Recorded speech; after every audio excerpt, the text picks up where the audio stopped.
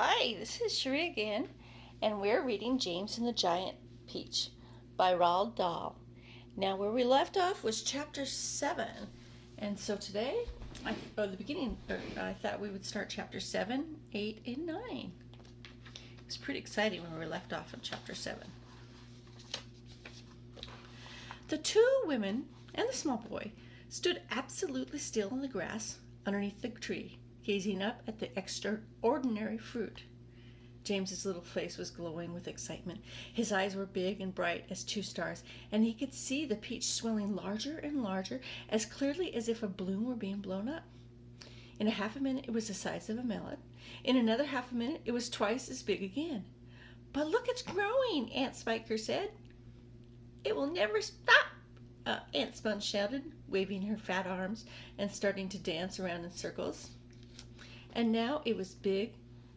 It was so big it looked like an enormous butter-colored pumpkin dangling from the top of the tree.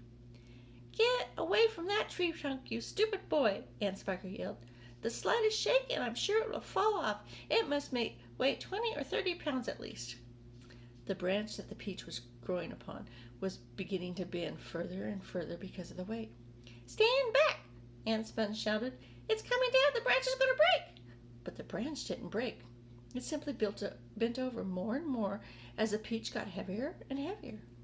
And still it was growing. In another minute, this mammoth fruit was as large and fat as Aunt Sponge herself, and probably just as heavy. "It has to stop now," Aunt Spiker yelled. "It can't go on forever." But it didn't stop. Soon it was the size of a small car and reached halfway to the ground. Both ants were now hopping around and around the tree, clapping their hands and shouting all sorts of silly things in their excitement. "Hallelujah!" Aunt Spiker shouted. "What a peach! What a peach!" "Terrifico!" Aunt Sponge cried out. "Magnifico! Splendico! And what a meal!" "It's still growing. I know. As for James, he was so spellbound by the whole thing, he could only stand there and murmur quietly to himself, "Oh, isn't it beautiful? It's the most beautiful thing I've ever seen." "Shut up, you little twerp," Aunt Spiker snapped, happening to overhear him. "It's none of your business." "That's right," Aunt Sponge declared. "It's got nothing to do with you whatsoever. Keep out of it."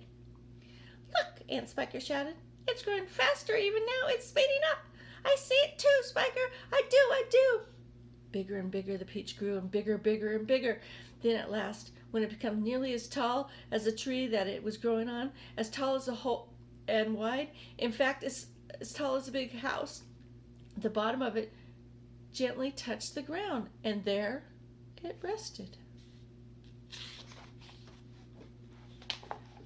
"It can't fall now," Aunt Sponge shouted. "It's stopped growing," Aunt Spiker cried. "No, it hasn't." "Yes, it has." "It's slowing down, Spiker. It's slowing down. But it hasn't stopped yet. You watch." There was a pause. "It has now. I believe you're right. Do you think it's safe to touch it?" "I don't know. We'd better be careful." Aunt Sponge and Aunt Spiker began walking slowly around the tree, or around the peach, inspecting it very cautiously from all sides. They were like a couple of hunters who had just shot an elephant and were quite sure whether it was dead or alive. The massive round fruit towered over them so high, and they looked like midgets from the other world beside it. The skin of the peach was beautiful, but a rich yellow with patches of brilliant pink and red. Aunt Spiker advanced cautiously and touched it to the tip with her tip of one finger. "It's ripe," she cried. "It's perfect. Now see here, Spiker, why don't we go and get us a shovel right away and dig out a great big hunk of it for you and for me to eat?" "No," Aunt Spiker said. "Not yet." "Why ever not?" "Because I said so." "But I can't wait to eat some," Aunt Sponge cried out. She was watering at the mouth, and now a thin trickle of spit was running down the side of her cheek. "My dear Sponge," Aunt Spiker said slowly, winking at her sister and smiling a thin-lipped smile, "there's a money pile to be made out of this one if you can handle it just right. You wait and see." News that the peach a peach almost as big as a house had suddenly appeared in someone's garden, spread like a wildfire across the countryside. And the next day, a stream of people came scrambling up the steep hillside to gaze upon the marvel.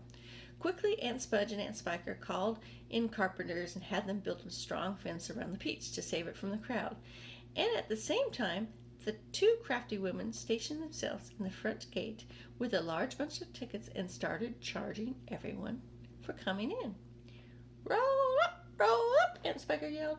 Only 1 shilling to see the giant peach. Half price for children under 6 weeks old, Aunt Spudge shouted. One at a time, please. Don't push. You're all going to get in.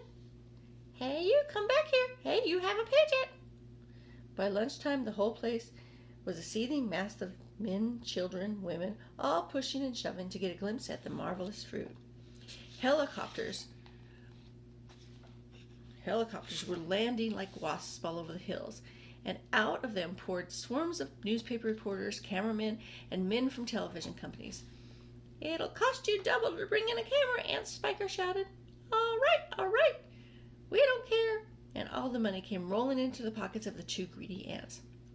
But while all this excitement was going on outside, poor James was forced to stay locked in his bedroom, peeping through the bars of his window at the crowds below. Disgusting little brute will only get in everyone's way if we let him wander about, Aunt Spiker had said. Oh, please, he begged. I haven't met another child for years and years, and there are going to be so many of them to play with, and perhaps I could help you with sell the tickets. Cut it out, Aunt Spiker had snapped. Your aunt and I are about to become millionaires, and the last thing we want was the likes of you messing things up and getting in the way. Later, when the evening of the first day came and the people had all gone, the aunts unlocked James' door and ordered him to go outside and pick up all the banana skins and orange peels and bits of paper that the crowd had left behind. Could I please have something to eat first? He'd asked. I haven't eaten anything all day. No! They shouted and kicked him out the door. We're too busy to make food. We're counting our money. But it's dark, cried James. Get out! And they stay out until you clean up all the mess. The door slammed, the key locked, and he was out. Oh, boy, that goes fast. It's already chapter 9. Well, I guess we will try chapter 9 again real soon. Come back later. Bye.